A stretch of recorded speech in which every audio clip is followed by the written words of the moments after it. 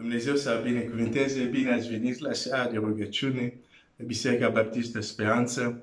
În această seară vrem să ne apropiem de Dumnezeu, de aceea o să încep cu ceea ce spun de obicei, închide ușa și închide ușa sau închide ușile, orice mijloc prin care atenția ta poate să fie întreruptă sau poate să fie atras în alt loc. De fapt, chiar în seara asta, tocmai asta este tema. Concentrarea, sper că am pronunțat bine, concentrarea sau concentrație, nu, concentrarea cred că este mai corectă, cheia pentru o altă dimensiune. Sună poate ca un film de ficțiune, dar nu o să fim în ficțiune, o să fim 100% în Evanghelie și o să înțelegi mai mult cu cât înaintăm în această seară ce înțeleg prin concentrarea, cheia către o altă dimensiune. Așa că chiar fac tot posibilul ușile să fie închise și să fim 100% aici, pentru că cred că Dumnezeu ne va vorbi. Aș vrea pentru a începe acum să ne rugăm și Dumnezeu să binecuvinteze acest timp. Ceva important să se întâmple în viața mea și în viața ta, pentru că vorbim despre a se ruga cu impact, este o știință. Nu vrem să ne rugăm doar pentru că să ne rugăm să fim ocupați. Nu. Vrem să vedem un impact. Vrem să vedem lucruri schimbate. Mă rog pentru că cred 100% că rugăciune produce schimbări, face minuni. Altfel nu vreau să mă rog doar pentru a mă ruga. Nu. Și nici nu văd asta în Scriptură. Așa că ne rugăm acum. Doamne, binecuvântează acest timp. Ceva să se întâmple în viețile noastre în acest timp când ne rugăm. Hai să ne rugăm. Tată Ceresc, mulțumesc pentru această seară, că putem să ne apropiem de Tine. Și mă rog că ceva să se întâmple în viața mea, în viața fratelui meu, în viața soarei mele. Ceva important, ceva bun, ceva de sus, ceva care vine de la Tine. Acum când ne îndreptăm inimile și mintea către Tine, în numele Lui Iisus. Amin. Concentrarea, cheia către o altă dimensiune.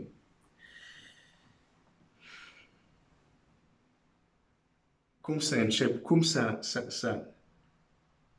încep această seară? Hai să începem să vorbim de un om care se numește Daniel. Și vorbesc foarte mult despre Daniel, despre Elie, despre Moise, despre Elisei. Bineînțeles, vorbim de Domnul nostru, Mântuitorul nostru, Iisus Hristos, pentru că acei oameni au fost oamenii care s-au rugat cu impact. Și dacă vrem să învățăm, trebuie să ne uităm atent la viețile lor. Hai să ne gândim la Daniel. Daniel a avut o provocare. De fapt, provocarea nu a fost mai întâi a lui, dar și el a fost pus în fața acestei provocări a un lucru care era imposibil. Efectiv era imposibil. Ți se întâmplă să te întâlnești cu situații imposibile.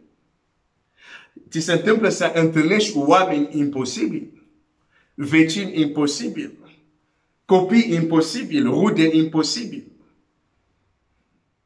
Există un răspuns. Există o soluție și pentru oameni și situații imposibile. Deci, situația în care se află Daniel este că regele de atunci face un vis și când se trezește, cheamă pe înțelept, cheamă pe vrăjitor și le spune, am făcut un vis. Spuneți-mi ce înseamnă visul. Și ei spun, ok, spune-ne visul și îți vom zice talmacirea lui. Îți vom spune ce înseamnă. Și regele zice, nu. Spuneți visul și voi știu că puteți să-mi zice și talmacirea. Și aici să te uiți cum răspund. Când o să mai iau Biblia, se mai mișcă camera, scuze pentru asta. Va trebui să, nu știu cum să fac să fiu mai stabil. Dar în fine, deocamdată nu tremură camera că s-a coborât o prezență puternică, dar mă rog să ajung și acolo. Să fie într-un loc așa, mă rog, și prezența lui Dumnezeu să fie așa puternică, că locul să se cutremure. S-a întâmplat în Biblie, deci nu este o ficțiune dacă credem că Iisus Hristos este același ieri, azi și în veci. Deci, în cartea lui Daniel, citim reacția vrăjitorilor și ei spun așa. Daniel 2, versetul 7. Ei au răspuns a doua oară. Să spună împăratul robilor săi visul și îl vom talmaci.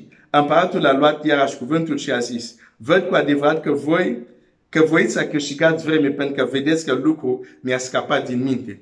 Deci dacă nu îmi veți spune visul, vă așteaptă pe toți aceeași soartă, fiindcă vreți să vă înțelegeți ca să-mi spuneți minciuni și neadevărul până se vor schimba vremurile. De aceea spuneți-mi visul ca să știu dacă sunteți în stare să mi-l tălcuiți. Regele cu timp și-a dat seama că de multe ori ce îi se spunea, adică pe românește, îi se vindea gogoși și a zis nu. Prea multe gogoși mi-ați vândut.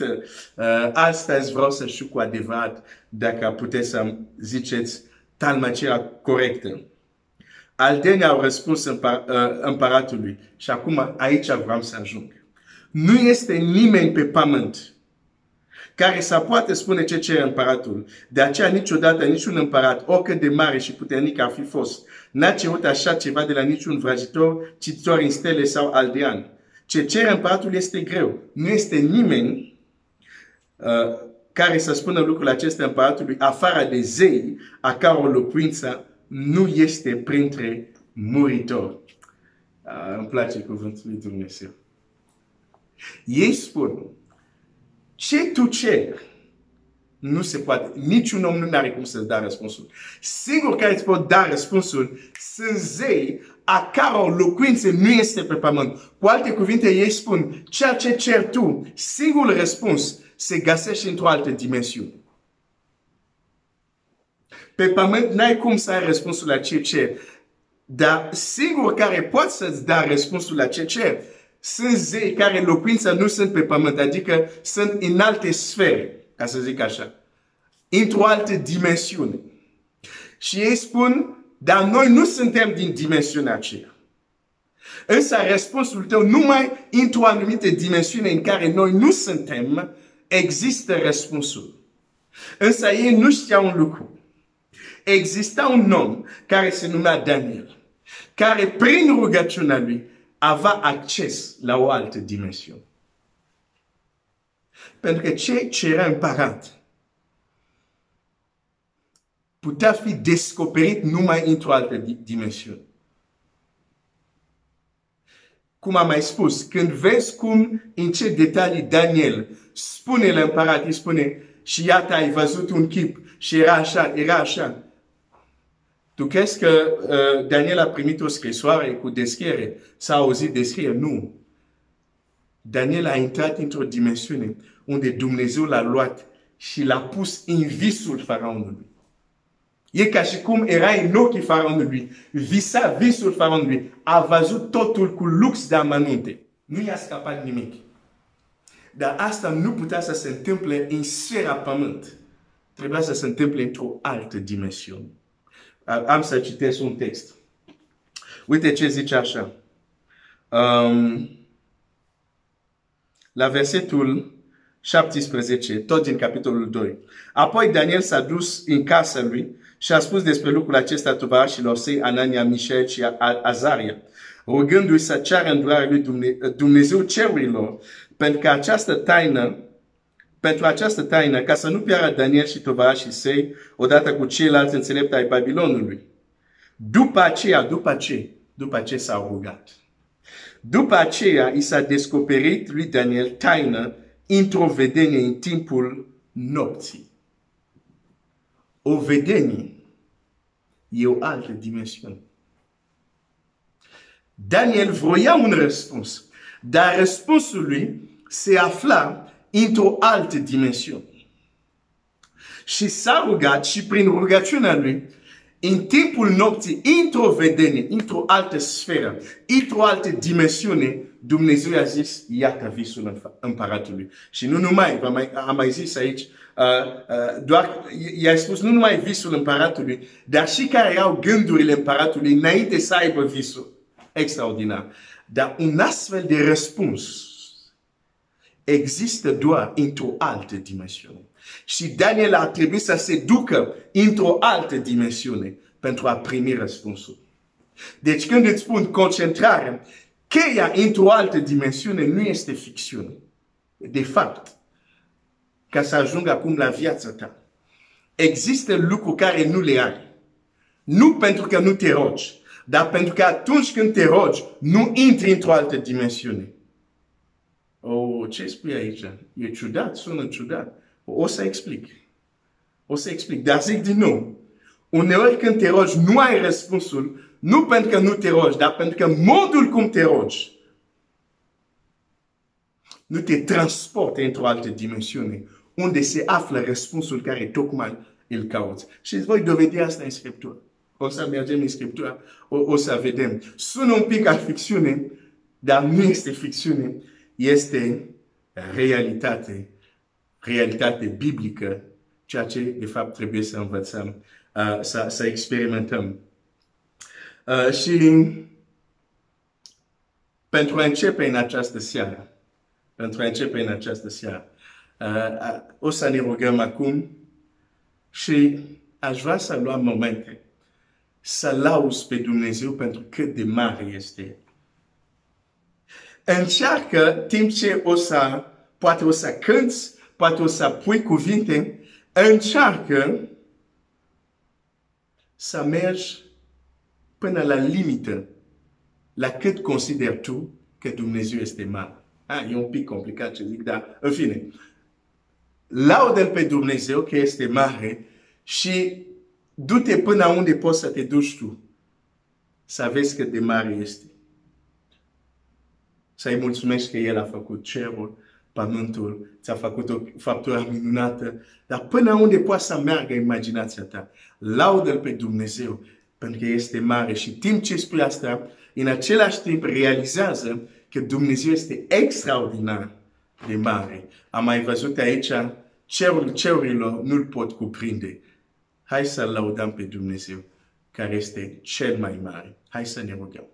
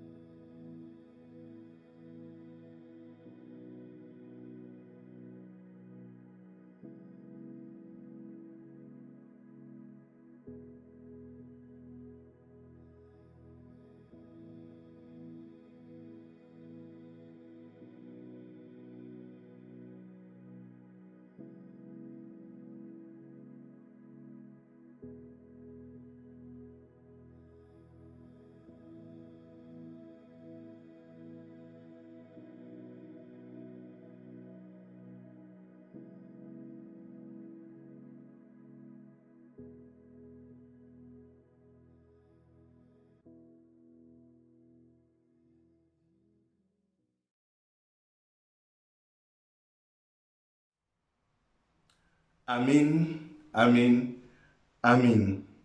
Continuăm seara de rugăciune. Concentrarea este cheia către o altă dimensiune. Asta este tema. Dacă vrem să ne rugăm cu impact, asta este un adevăr inconturnabil. E important să le înțelegem, pentru că este în Scriptură, este biblic. Și cum uneori spun, am această expresie, sunt două fel de învățături străine. Sunt învățături străine pentru că sunt străine cuvântul lui Dumnezeu, da? Deci nu sunt din Scriptură, sunt străine. Nu este ceea ce spune Biblia, învățături străine, ok? Hai să zic categoria A, așa? Dar există și învățături străine categoria B. Adică sunt cuvântul lui Dumnezeu, dar sunt străine pentru că noi nu le știm.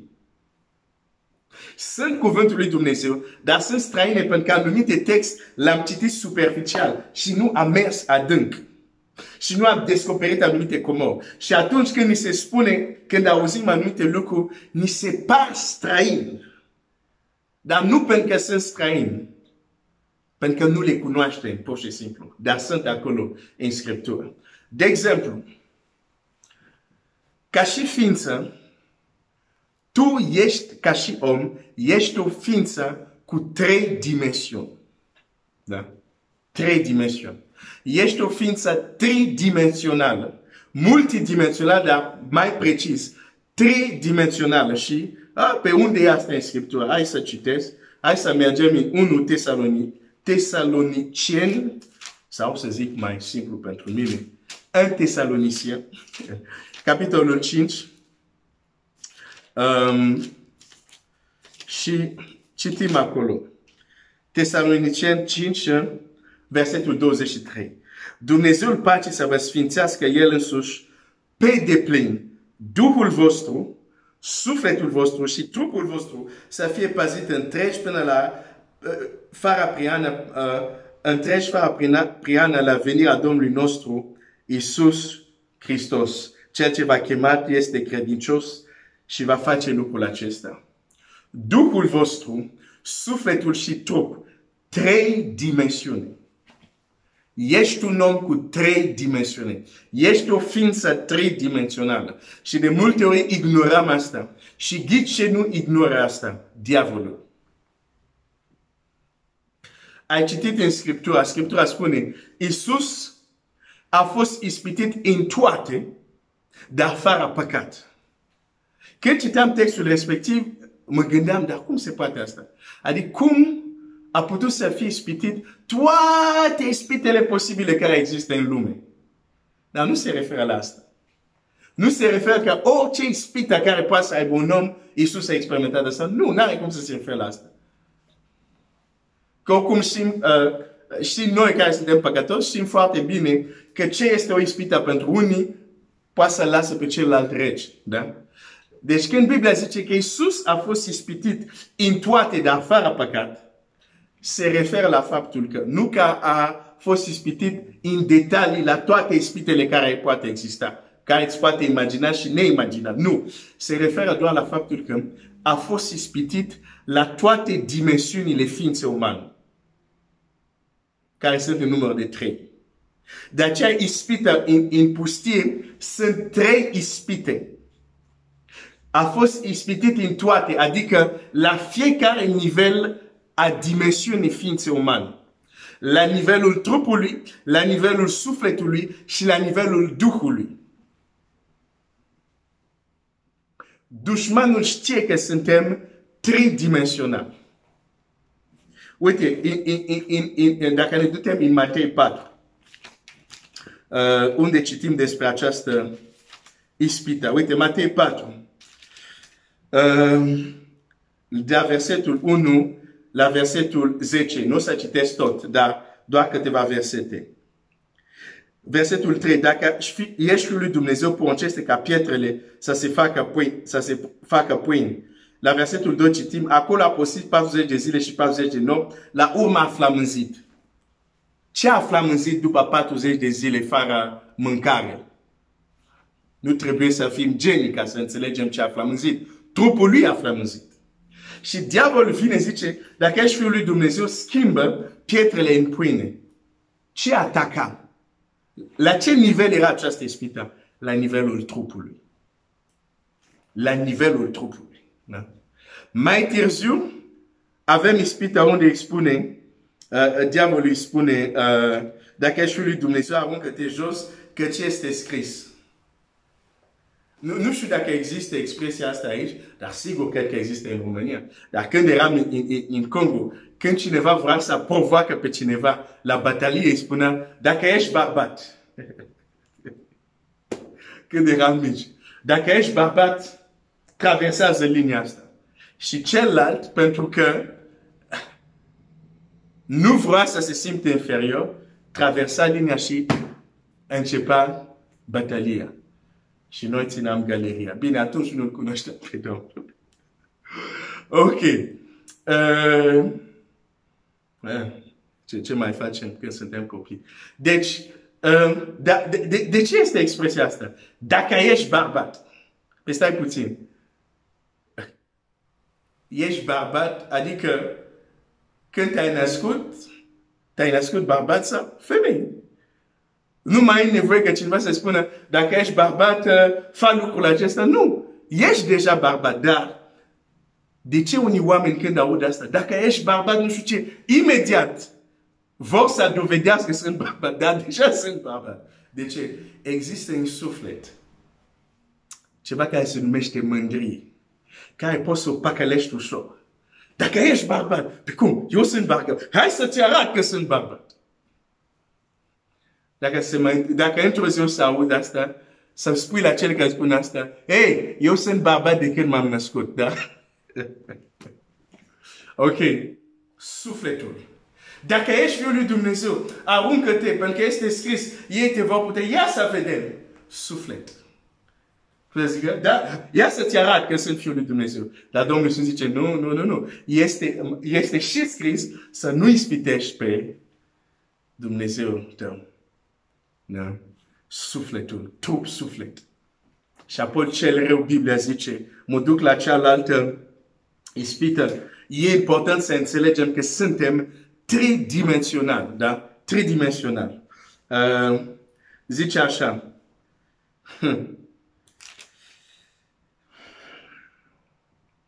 La versetul 9. Toate aceste lucruri ți le voi da, ție dacă te vei arunca cu fața la pământ și te vei închina mie. Ce parte a omului, ce dimensiune a omului este implicat în închinare? Duh. Da? În Ioan Domnul Iisus spune foarte clar, zice, Dumnezeu este Duh, vine vremea când închinatori adevărat nu se vor mai închina acolo sau acolo, la templu sau pe munte, zice că Dumnezeu este Duh și caută închinatori care se închină lui. Cum? În Duh și în adevăr. Deci, partea omului care este implicat în închinare este Duhul. Deci când diavolul spune la Domnul Iisus, închină-te mie, s-a dus la o altă dimensiune a omului. Duhul omului a fost ispitit în toate, trup, suflet, Duh și fără păcat. Suntem ființe tridimensionale.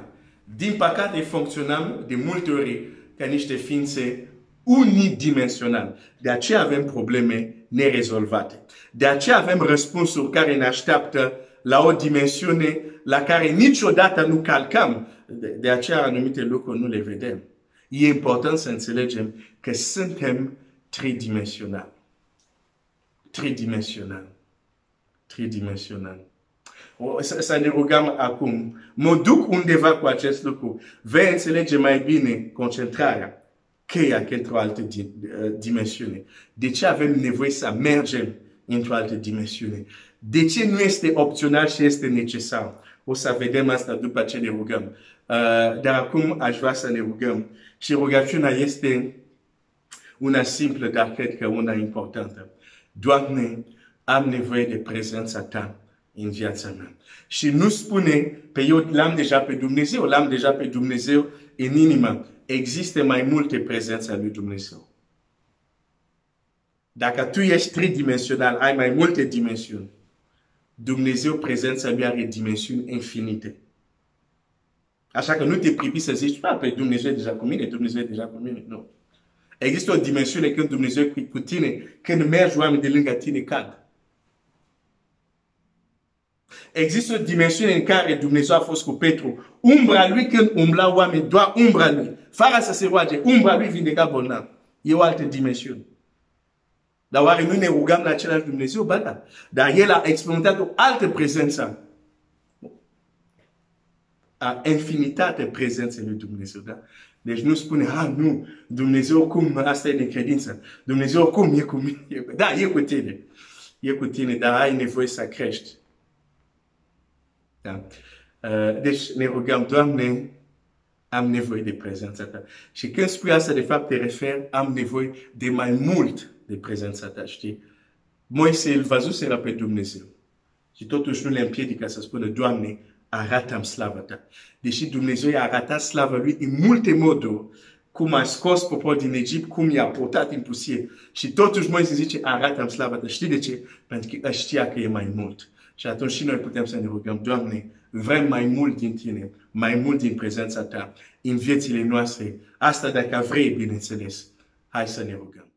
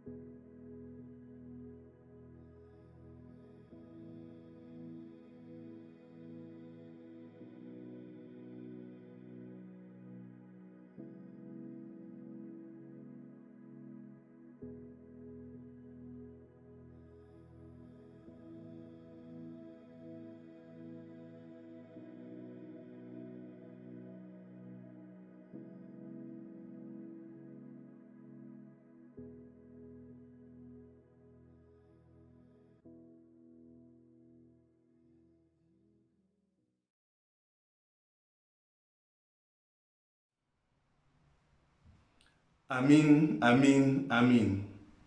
Concentrarea este cheie către o altă dimensiune. De ce am nevoie să merg într-o altă dimensiune? Pentru că ești tridimensional, am văzut asta. Dar este un lucru, aș vrea acum să ne uităm mai atent. Spuneam mai devreme, uneori ni se par lucruri, anumite lucruri străine, dar pentru că nu am fost atent să mergem mai adânc la anumite lucruri care le citim. Și atunci ni se pot pare străine, dar sunt străine doar că nu le știm. Nu că nu sunt din Scriptură. Repet asta pentru că știu că anumite lucruri care le spun acum în seara asta, dar nu numai, știu, sunt ciudate pentru anumite persoane. Și eu acum câțiva ani, dacă aș fi auzit asta, aș fi zis, dar ce asta? Ce e asta? Dar mai ia Scripturile, mai citește, mai cercetează și Dumnezeu să te ajute să ajungi la o anumită convingere sau la o anumită concluzie legată de ce împărtășesc cu tine în această seară. Deci mă întorc la Matei 4.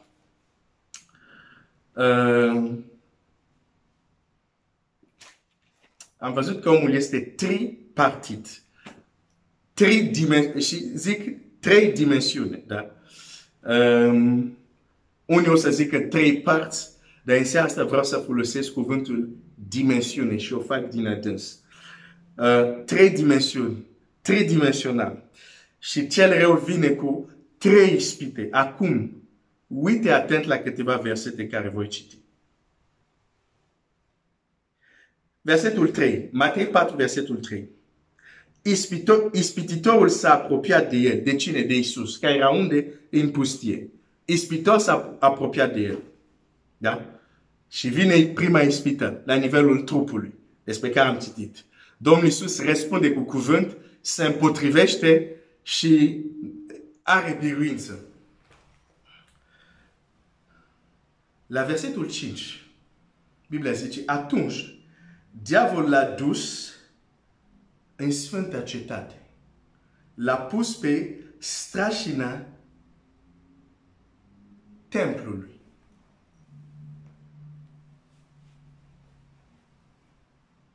Deci l-a ispitit, n-a mers. Acum avea o altă ispită. Dar uite ce face diavolul. Înainte să vină cu o altă ispită, diavolul îl transportă într-un loc. Și Biblia zice la templu, la strașina templului. Adică dacă Domnul Iisus e aici în pustie, diavolul merge la un alt nivel. Sunt trei ispite. Dar la fiecare ispită, de fapt sunt trei, la următoarele două, diavolul nu îl ispitește la același nivel. Nu îl ispitește în pustie. De fiecare dată merge la un alt nivel. De ce? Pentru că suntem tridimensionali. Dar fiecare dimensiune este superioară celor care este precedentă. Cu alte cuvinte, prima dimensiune, trupul aici, vorbesc în imagine acum. Sufletul e o dimensiune mai sus, Duhul este o dimensiune și mai sus. Diavolul știe asta. Oare noi știm asta? Uite ce se întâmplă aici. La versetul, îl duce sus acolo la templu, la strașina templului, sus, o altă atitudine și acolo îi ispitește. Versetul 8. Diavolul l-a dus apoi pe un munte foarte înalt. Oh. Pe un munte foarte înalt. Cu alte cuvinte, înălțimea templului era nimic. L-a dus a treia ispită. Când era vorba asta, l'ispitească la nivel de Duh. A zis nu. Aici, pentru a te ispiti la Duh, n-am cum să rămân la acest nivel. Trebuie să merg la un nivel mai sus. Biblia zice l-a dus la un munte foarte înalt. Pentru că ești tridimensional și fiecare dimensiune din tine are o anumită altitudine. El știe asta, noi nu știm asta. Dar e important să știm asta. Pentru că Scriptura ne învață asta. Unele probleme n-ai rezolvare. Știi de ce? Nu știi ce face diavolul. Domnul Iisus zice, vă trimit ca niște oi în mijlocul lupilor. Fiți blând ca niște porumbei. Nu? Sau porumbei. Completează pentru mine. Și înțeleg ca niște șerpi. Ei, aici șarpele știe să meargă la o altă dimensiune pentru a ispiti mai tare. Știe că dacă vrea să ispitească Duhul, trebuie să meargă la o altă dimensiune, nu la dimensiunea trupului. Și care este problema noastră? Fiecare problemă tratăm la dimensiunea trupului. Nu știm să mergem într-o altă dimensiune. De aceea sunt probleme care rămân nerezolvate. Pentru că sunt soluții care există la un alt nivel. Și dacă nu învățăm să mergem la alt nivel, nu găsim rezolvare. Concentrarea, cheia către o altă dimensiune. E important să mergem într-o altă dimensiune. Moise, revin la același texte, dar acum arată alte aspecte. Moise, Amalek atacă Moise. Moise zice la Iosua, du-te și luptă-te. Eu mă voi duce pe munte. Că stai puțin, Moise. Dumnezeu e omniprezent. Același Dumnezeu care este aici în vale, este și pe munte. Stai aici în vale. Moise știa lucruri care noi nu le știm. Știa că există batalii. Dacă nu mergi mai întâi la un alt nivel, nu ai cum să câștigi. Și asta e problema noastră. Tot timpul la același nivel. Carne, trupul, firea. Și vrem să rezolvăm cu asta. N-are cum să meargă anumite lucruri. El mai întâi merge la un alt nivel. Și atunci combate la un alt nivel. Domnul Iisus, ca să fie schimbat la față, nu s-a schimbat la față în vale, a mers la un alt nivel. Ilie, hai să citesc asta. Un împărat. Sunt multe exemple, dar hai să citesc de exemplu un împărat. Sunt pasionat pentru că astea sunt lucrurile care m-au ajutat foarte mult. Și nu pot să vorbesc despre ele liniștit, așa că dacă modul meu de exprimare te sperie, nu te speria, n-am cum să traversez aparatul care filmează și să apar la tine acolo. Ești safe, deci nu te teme. Ești în siguranță. Dar unele lucruri nu pot să vorbesc liniștit de ele. Da, un împărat, scuze. Timp ce vorbeam, cautam așa afară să caut bine. Ok, un împărat, 17, versetul... încep la versetul 17. După aceea, fiul văduvei, fiul femei, stăpân acasă, s-a îmbolnăvit și boala lui a fost atât de cumplită încât n-a mai fost suflare în el. Dar a venit și vara, dar e bine, eu sunt confortabil în vara. Femeia a zis atunci lui Ilie, ce am eu de a face cu tine, omul lui Dumnezeu? A venit la mine doar ca să aduci aminte lui Dumnezeu de nelegiuirea mea și să mă omor astfel fiul. El i-a răspuns, dă-mi încoace pe fiul tău, și l-a luat de la sinul femei, l-a suit în odaia de sus unde locuia el și l-a culcat în patul. Un copil mort. E o provocare. Dar primul lucru care îl face Ilie, merge la un alt nivel. Merge la un alt nivel. Și o să vezi asta. Când el cheamă pe proroci falsi și unde le dă întâlnire, nu în vale, pe munte Carmel. De ce? Alt nivel. Primii creștini unde se întâlneau, odaia de sus. Ți se vorbește despre un alt nivel. În odaia de sus se întâmplă minuni. În odaia de sus atunci au coborât limbile de foc. Deci dacă nu știi să urci la un alt nivel, nu te aștepta să vezi supranatural. Când cineva îmi zice nu există supranatural, de fapt ar trebui să zic, da, ai dreptate. La nivelul unde ești, n-are cum să se întâmple. Dacă nu înveți să treci la un alt nivel, sigur, la nivelul unde ești, supranatural nu există. Suntem tridimensionali. Și fiecare dimensiune are un rol. Și fiecare dimensiune este mai înaltă decât cea precedentă. De aceea e nevoie să știi să treci la un alt nivel. Îți spun, sunt rugăciuni unde nu vei vedea rezultate. Dacă nu știi să treci la un alt nivel. Gândește-te, ok, hai să ne gândim doar logic. Dumnezeu ne-a creat cu 3 dimensiuni. Și folosim doar una. Cum putem trăi viața din plin care Dumnezeu are pentru noi când folosim doar o dimensiune din cele 3 care ne-a dat? Îți spun întrebare. Ajută-mă să răspund la această întrebare. Concentrarea, cheia către o altă dimensiune. Pentru că avem nevoie să intrăm într-o altă dimensiune. Și când vorbesc, ți-ai dat seama, când vorbesc de o altă dimensiune, nu mă refer să te duci pe Jupiter sau pe Marte. Mă refer într-o altă dimensiune în tine ca ființă umană. Că ești tridimensional. O să ne rugăm acum. Să ne rugăm acum. Oh, Seigneur.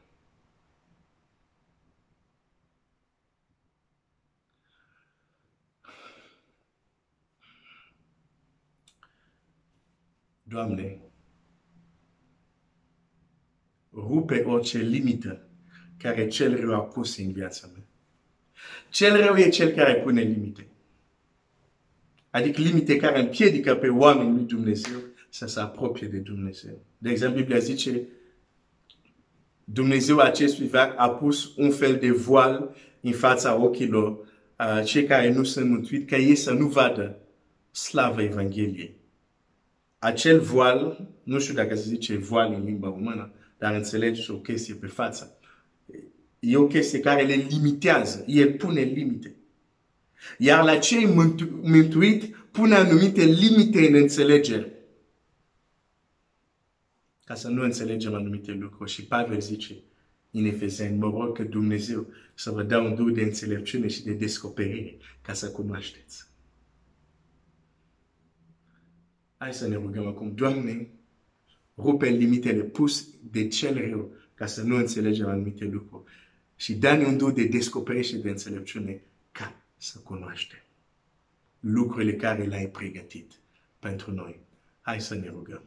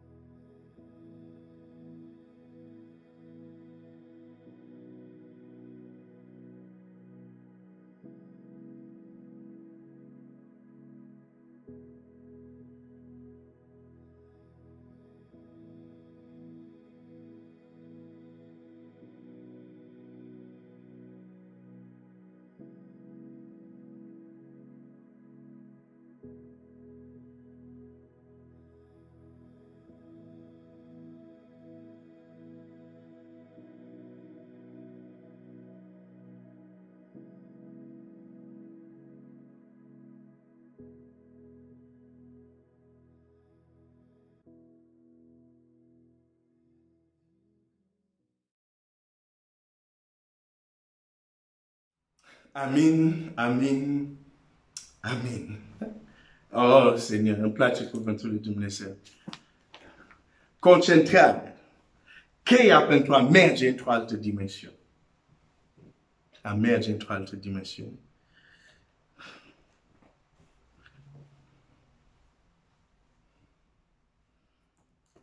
Încerc să văd cum să continui ca mai multe.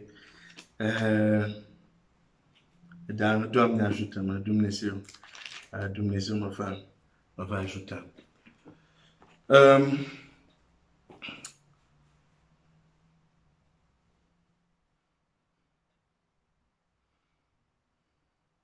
Există lucruri care sunt cu adevărat într-o altă dimensiune. Și acum o să citesc un alt text.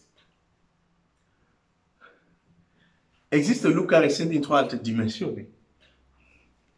Și ca să le poți primi, trebuie să fii capabil să intri în dimensiunea respectivă. Și modalitatea prin care intrăm într-o altă dimensiune este concentrare. Să poți să te concentrezi.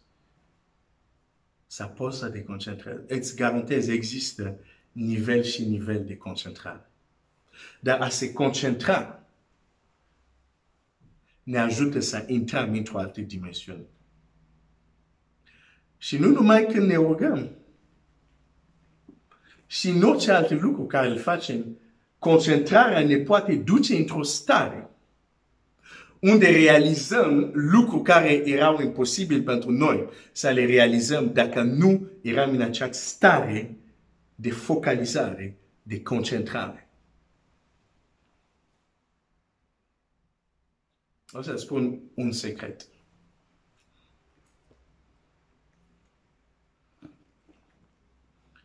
Există lucruri care trebuie să le vezi înainte să le primești. Repet din nou. Există lucruri care trebuie să le vezi înainte să le primești. Și există lucruri care poți să le vezi doar dacă ești destul de concentrat. Și concentrarea ta te ajută să vezi un lucru de un alt nivel. Și pentru că l-ai văzut, poți să-l primești. Capacitatea ta de a primi e direct corespunzătoare de capacitatea ta de a vedea. Dumnezeu îi spune lui Avram, Avram, ridică-ți ochi, uită-te la țara aceasta, o voi da copilor tăi. Capacitatea lui de a primi era determinat de capacitatea lui de a vedea. Trebuia să vadă mai întâi. Sau Avram, uită-te la stelele. Dacă le poți număra, așa va fi sămânța ta. A văzut și s-a împlinit în viața lui. Era o piscină care se numea Betsaida, în cartea Ioan. Erau mulți bolnavi în jur, care așteptau ce? Mișcarea apei. Deci, înainte să fie vindecat, ei trebuia să fie destul de concentrat să poată vedea acum apa nu mai este același apă, se mișcă, e altceva. Când cel care putea să vadă asta primul, să se coboară primul, era vindecat. Nu puteai să fii vindecat fără mai întâi să vezi mișcarea apei. Există lucruri care trebuie să le vezi înainte să le primești. Dar sunt lucruri care nu le poți vedea dacă nu ești concentrat. Ca să vezi sau să percepi un lucru de o altă dimensiune, trebuie să te concentrezi. Pentru că dacă faci multitasking, sunt lucruri care... Ascultă. Lucruri spirituale sunt foarte... Cum să zic? Dacă nu ești concentrat, nu le percepi. Însă, chiar și lucruri fizice, dacă nu ești concentrat, nu o să le percepi. De exemplu, dacă ceva distrage atenția ta, nu o să vezi, de exemplu, o persoană foarte apropiată care trece lângă tine. Pentru că atenția ta este în alt loc. Dacă pentru lucrurile vizibile poate să devină invizibilă când nu suntem concentrați sau când suntem în 7 părți, adică atenția distributivă, cum se zice, Dacă asta ne poate face ca ceea ce este vizibil să fie invizibil, cu atât mai mult lucru spiritual. N-ai încotro, trebuie să înveți să te concentrezi. Concentrarea, cheia, să treci într-o altă dimensiune. Și cum treci? Pentru că concentrarea ta o să te ajute să percepi lucruri care nu le percep de obicei. Și sunt lucruri trebuie să le vezi înainte să le primești. Ok, hai să citesc un alt text. Știu că spun multe acum. Va trebui un timp de digeste, dar e ok. Uite-te la Domnul Iisus. Zice așa.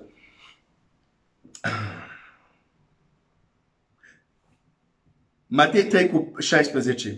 De îndată ce a fost botezat, Iisus a ieșit din apă și în clipa aceea cerurile s-au deschis și a văzut pe Duhul lui Dumnezeu coborându-se în chip de porumbel și venind peste el. Înainte să primească Duhul lui Dumnezeu, acolo la botez, Biblia zice a văzut cerul deschis. Ți-am zis, sunt lucruri trebuie să le vezi înainte să le primești. A văzut cerul deschis, a văzut Duhul sub o anumită formă și apoi a coborât peste el. Te întreb, dacă atunci când el era botezat și era toată mulțimea respectiv, că mulți veneau la Ioan Botezator, dacă el când ieșea de acolo, se gândea, a venit și vecinul ăsta, ok, nu știu ce. Ar mai fi văzut cerul deschis? Nu. Știi că poți să fii în biserică. Toată lumea cântă și tu vezi un lucru care doar tu îl vezi și nu ești nebun. Nu mă duc acolo deocamdată. Dacă el s-a fi uitat la mulțime, pe cine a mai venit? Uite, sunt și farisei, sunt și nu a fi văzut cerul deschis.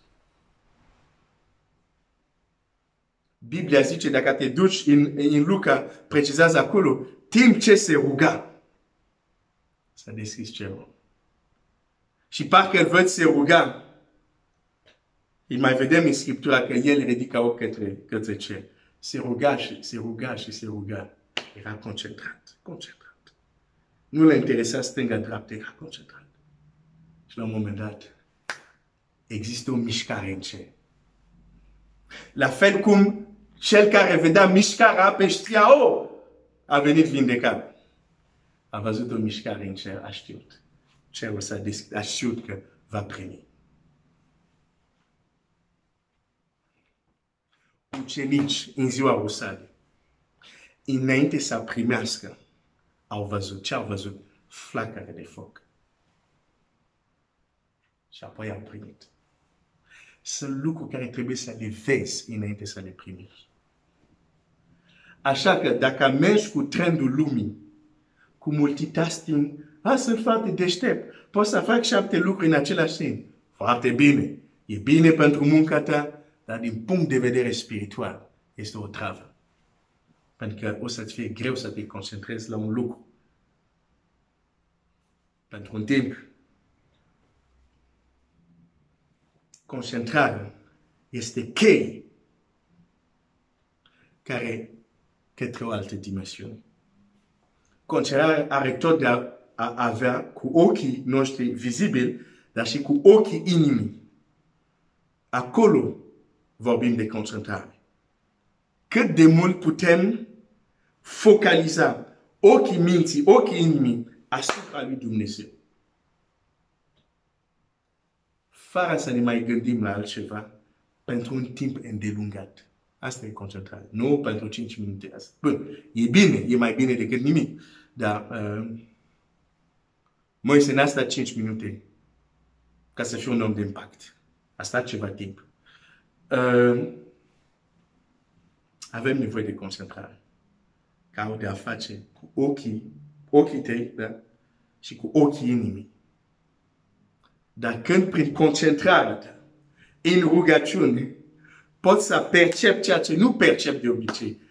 E ca și cum percepi mișcarea apei. E ca și cum percepi cerul care se deschide. Și știi că ceva se va schimba. Atunci rugăciunea devine interesantă. Atunci poți să vezi un Petru care se roagă, era Tabita acolo moartă, se roagă și la un moment dat se întoarce, zice, trezește-te. ce l-a făcut dintr-o dată să se oprească, să se roage, să zică trezește. Hai să ne rugăm.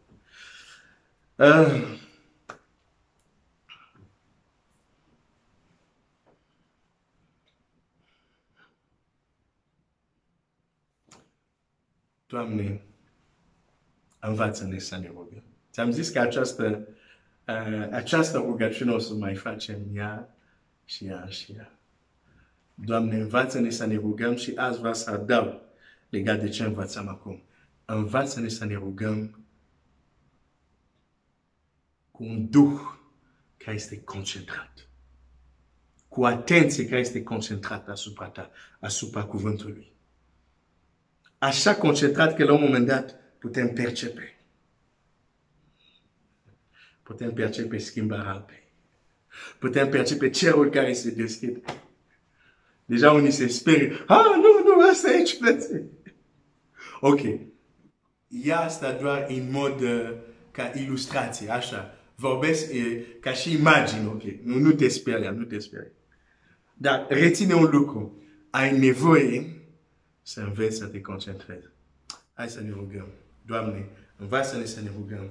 Și când ne rugăm, să mergem mai departe, în ceea ce se numește concentrare. Hai să ne rugăm.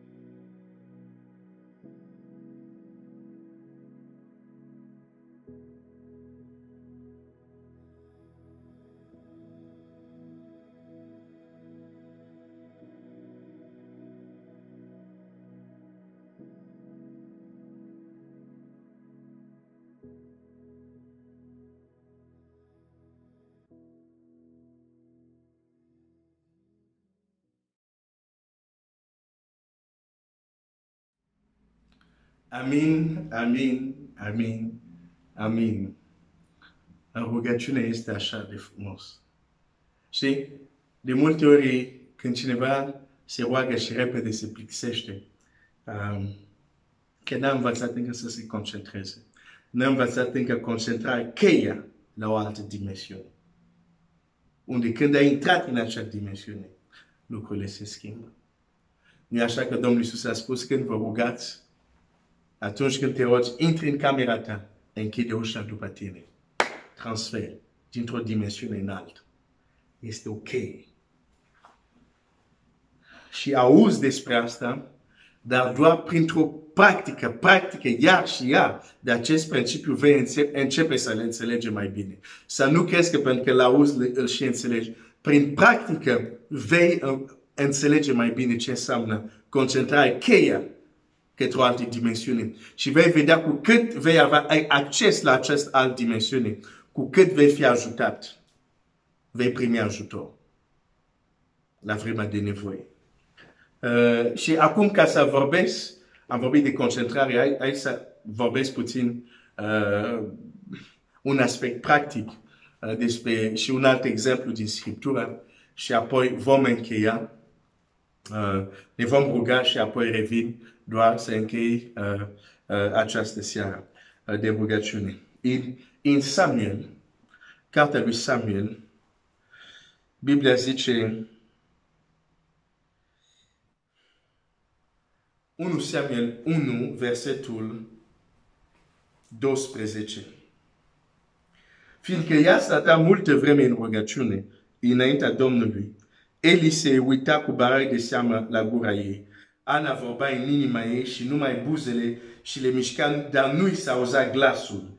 Eli credea că era beată.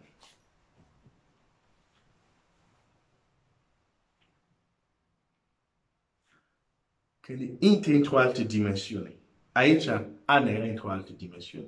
Absolut era într-o altă dimensiune. Era în dimensiune unde buzele se mișca, dar nu mai ieșea nimic. Dar ea nu era neapărat conștient de asta.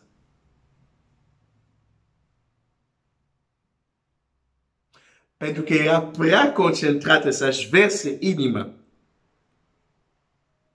înainte lui Dumnezeu, încât, deși înfățișarea ei exterioară, primul nivel, prima dimensiunea 1 a ființei ei, deși arata ca cineva beat, și ea nu era într-o cârciumă, nu? Cârciuma se zice. da cărciumă, că celălalt cuvânt e bodegă, dar nu, cărciumă. Da? Ea nu era într-o cărciumă, era în templu. Ce îmi spune că era într-o altă dimensiune, dimensiunea înaltă, dimensiunea Duhului, e pentru că nici nu mai era conștient de ce se întâmplă cu prima dimensiune. De aceea, de obicei, oamenii care sunt rapizi în Duh, nu mai știu nimic de trupul lor. De aceea, Pavel pot să zic, un om a fost rapid până la treilea cer, dacă era în trupul lui sau nu, nu știu. Ei nu mai știu de trupul lor. Există o dimensiune în rugăciune unde o să uit că ai un trup.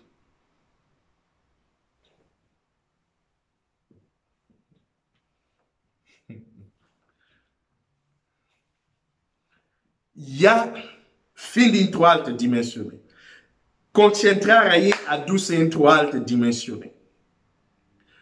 Ce se întâmpla cu trupul ei? Că trupul ei facea figuri ciudat.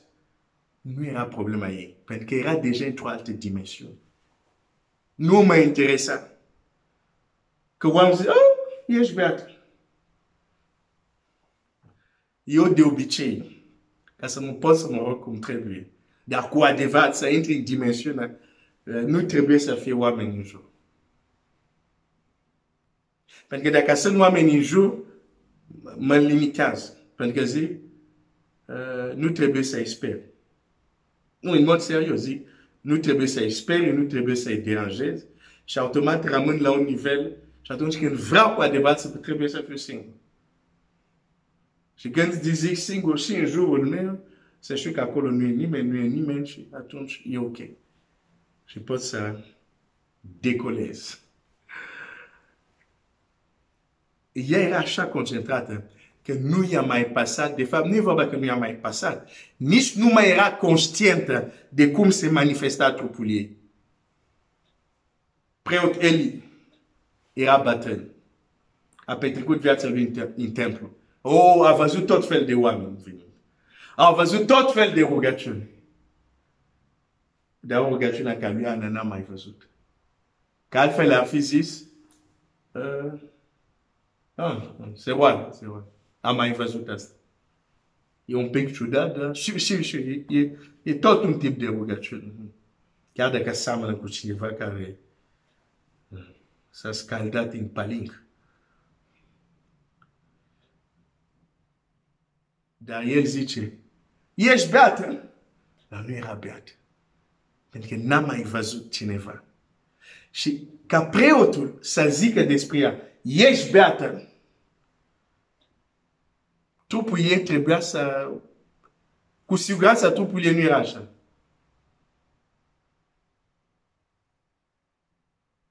Sau așa, așezat pe scaun.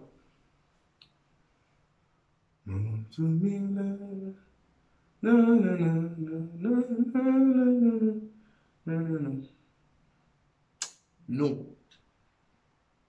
Dacă preotul zice, ești beat. Nu știu cum era, nici nu aș încerca să imit. Dar sigur poți să-ți imaginezi, că ai imaginația, poți să o folosești.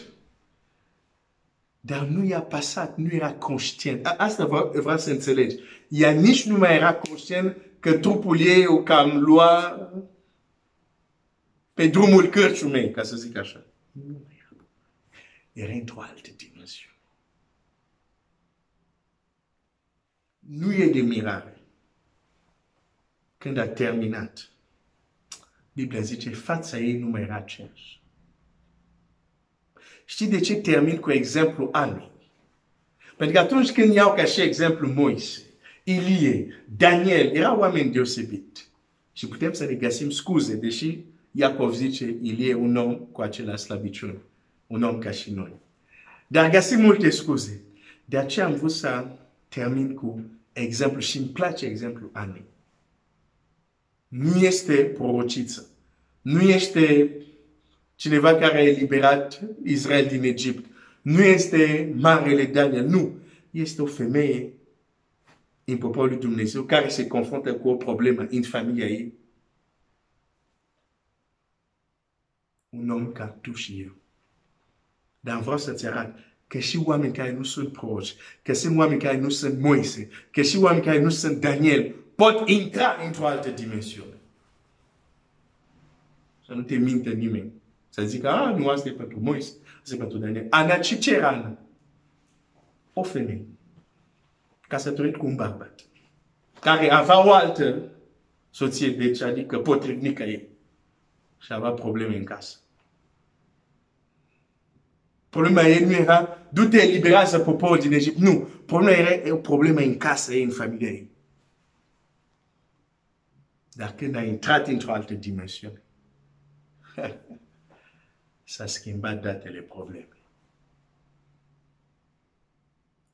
A se concentra în rugăciune este o școală. Dar în această seară voiam să-ți spun că ești tridimensional, că ai nevoie de concentrare să treci dintr-o dimensiune în altă. Nu în alt loc, dar dimensiuni care există în tine. Pentru a avea acces la anumite lucruri care te așteaptă, care sunt pregătite. E Dumnezeu pentru tine. Dar este un lucru care se învață. Dar trebuie să te gândești așa. Și o să închei cu gândul ăsta, ceva mai practic. Atunci când te opri deoparte ca să te rogi, caută. Nu se întâmplă așa, bine, se poate întâmpla unul accidental, dar caută mereu să ajungi într-un punct unde ești total copleșit de prezența lui Dumnezeu sau așa concentrat asupra lui Dumnezeu că uiți despre tine, despre problemele tale, despre... La un moment dat o să uiți și că unde ești, unde te rogi, nu mai știi nimic de tine. Așa mult ești concentrat în prezența lui Dumnezeu. Poate pentru unii vi se întâmplă și atunci înțelegeți despre ce vorba și vă încurajez să mergeți mai departe. Poate pentru alții e străin, e ciudat, dar te încurajez să citești ce zice Domnul Iisus când te rogi, intri în odăița ta, închide ușa. Trebuie să intri într-o altă dimensiune. Și acolo Tatăl tău care este nascuns te va răsplăti, da? Vezi rezultate, vezi impact când ai intrat într-o altă dimensiune. Dacă te rogi dincolo de ușă, nu vezi. N-a promis că te va răsplăti când ești afară. Și te va răsplăti când vei intra, vei închide ușa. Da? Deci Domnul Iisus ziceți, Doamne, Doamne, dar face ce vă spun. De ce nu face ce vă spun? Deci hai să vedem ce zice stăpânul.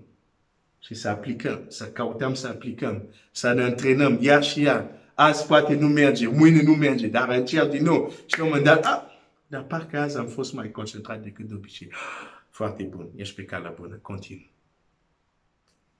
O să închei aici și aș vrea în încheiere să ne rugăm pentru copiii lui Dumnezeu din România, creștini din România, că în aceste vremuri unde se întâmplă multe, se întâmplă repede, nu avem totdeauna înțelepciune să înțelegem voia bună, plăcută, desăvârșită a lui Dumnezeu. Adică ce așteaptă Dumnezeu de la noi acum. Aș vrea să ne rugăm, Doamne, ajută pe noi toți copiii tăi, aici în România. Ajută-ne că în aceste vremuri să înțelegem care este voia ta, bună, plăcută și desăvârșită. Hai să ne rugăm și vom încheia.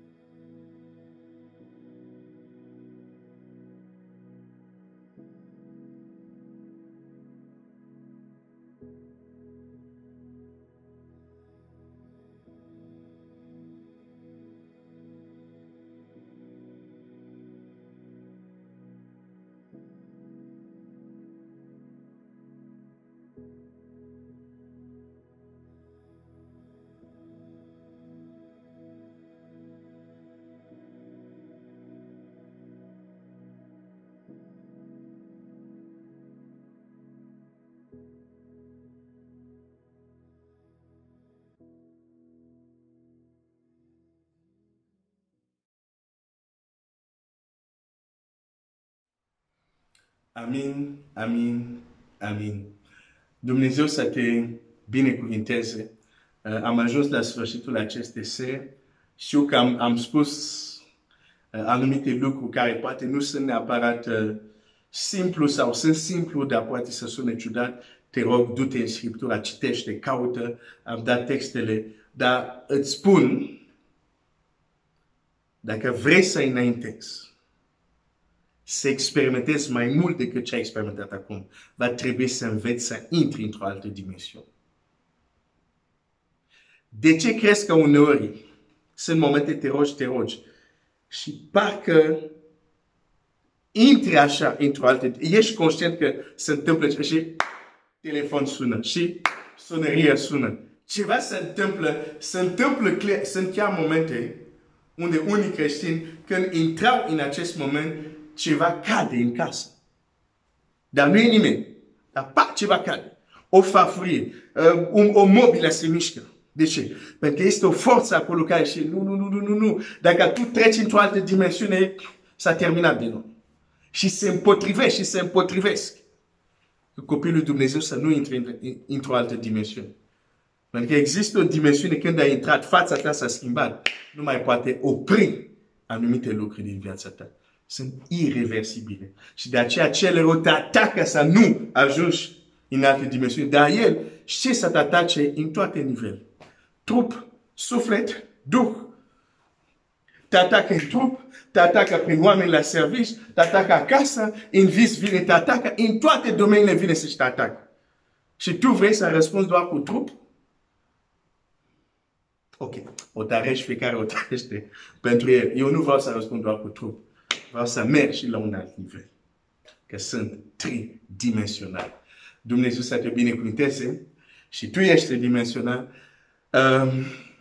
Și dacă ai zidit, dacă ai fost încurajat, roagă-te pentru mine, Dumnezeu să-mi dea putere tare, să pot să continui să fac asta. Dacă consider că am spus lucrurile care nu sunt corecte și pentru asta, roagă-te pentru mine și spune, Doamne, îndreaptă mintea lui să înțeleagă ceea ce trebuie să înțeleagă acolo unde nu a înțeles bine. Cu alte cuvinte, am nevoie de rugăciunea ta. Și voi încheia acum pentru a mulțumi Dumnezeu pentru ce a făcut în această seară. Cred că a făcut ceva în viața ta. Tată Ceresc, mulțumesc pentru această seară. Mulțumesc pentru Scriptură. Vreau să mă rog să ne ajut să nu mai funcționăm la o singură dimensiune din viața noastră. Tu spui să faceți prin Duhul tot fel de rugăciuni. Ajută-ne să implicăm trupul în rugăciune, dar să mergem mai sus, să implicăm sufletul, să mergem mai sus, să implicăm și Duhul nostru, mai ales să ajungem la Duhul nostru să fie implicat când ne rugăm, când ne închinăm. Ajută-ne, binecuvântează fratele meu, sora mea, ajută-i să se apropie mai mult de tine, să experimenteze mai mult prezența ta, să învețe să treacă într-o altă dimensiune, să fie capabil să se concentreze în rugăciune, de uită de probleme, uită de ei însuși, uită de unde se află și tu umpli mintea lor și umpli inima, lucrează, avem nevoie de tine, Tată, ajută-ne, mă rog, în numele lui Iisus. Amin. Dumnezeu să te binecuvinteze și cum spun de obicei, biserica este liberă.